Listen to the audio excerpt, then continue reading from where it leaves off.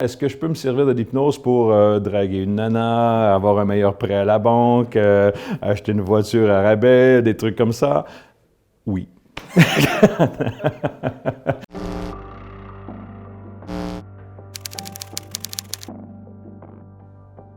Alors, ma première rencontre avec l'hypnose, j'étais tout jeune, j'avais peut-être 5-6 ans quand j'ai vu mon grand-père qui hypnotisait les poulets sur la ferme. Les poulets devenaient complètement immobiles et on pouvait même les claquer des mains, sauter tout près d'eux et ça restait comme ça en état de catalepsie, ça bougeait plus du tout. J'avais 7 ans quand j'ai commencé à lire sur l'hypnose dans un vieux grimoire que mon grand-père m'avait donné. Alors, j'ai hypnotisé mon premier cobaye, j'avais 9 ans, c'était un de mes amis, je lui ai fait une catalepsie, c'est-à-dire j'ai réussi à lui coincer le bras dans les airs comme ça. J'ai tenté de plier son bras et le coude était complètement coincé. Il était lui-même en panique parce qu'au début, il ne croyait pas, mais quand je l'ai vu, lui, paniquer, c'est là que j'ai vu que ça marchait réellement, que c'était vraiment un effet hypnotique qu'il vivait. Alors à l'école, j'ai quand même commencé à parler que je faisais de l'hypnose tout jeune, mais par la suite, je me suis refermé sur moi-même parce que je voyais dans le regard des gens qu'on me percevait de façon bizarre. On m'appelait le sorcier, tout ça. J'ai passé, je pense, de l'âge de 9-10 ans jusqu'à 15-16 ans avec des amis proches seulement qui savaient ce que je faisais, mais sinon, je gardais ça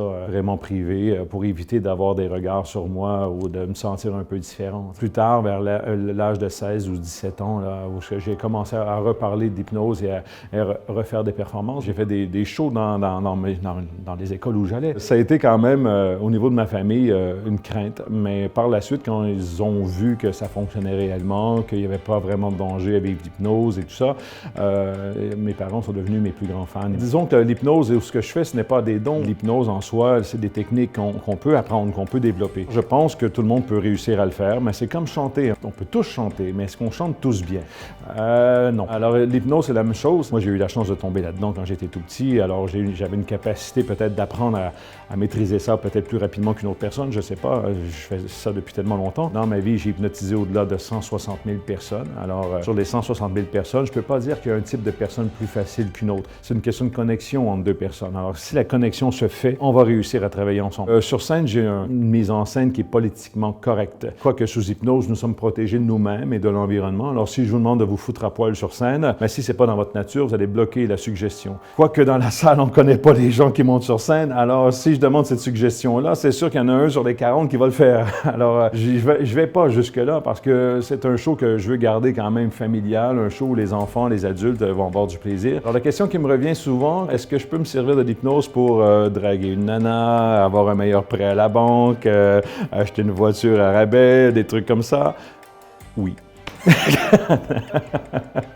Non, je reste dans le politiquement correct aussi. Quoique ma femme, elle a vécu l'hypnose sur scène, c'est comme ça que je l'ai connue. Elle était sur scène en 2012, elle a fait le spectacle avec moi et elle était un des très très bons sujets sur scène qui s'était démarqué. Alors de fil en aiguille, on a commencé à se parler comme ça. Et maintenant, 7 ans plus tard, mais nous avons un enfant ensemble, une petite fille de 2 ans qui est magnifique, Soleil.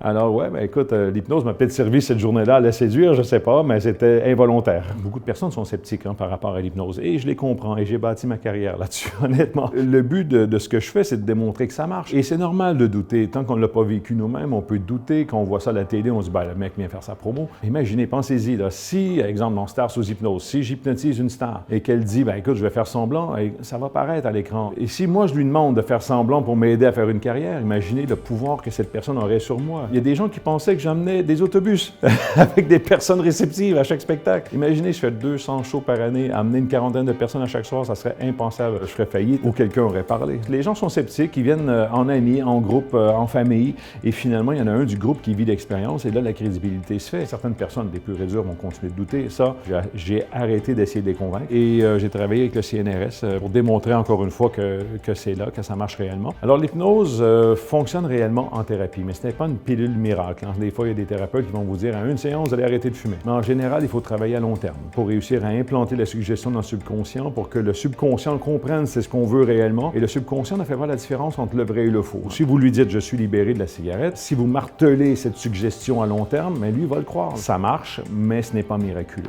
Il faut prendre le temps de le faire, il faut vraiment marteler le concept, le projet. Il faut maintenir la suggestion à long terme pour que ça soit bien imprégné dans le subconscient.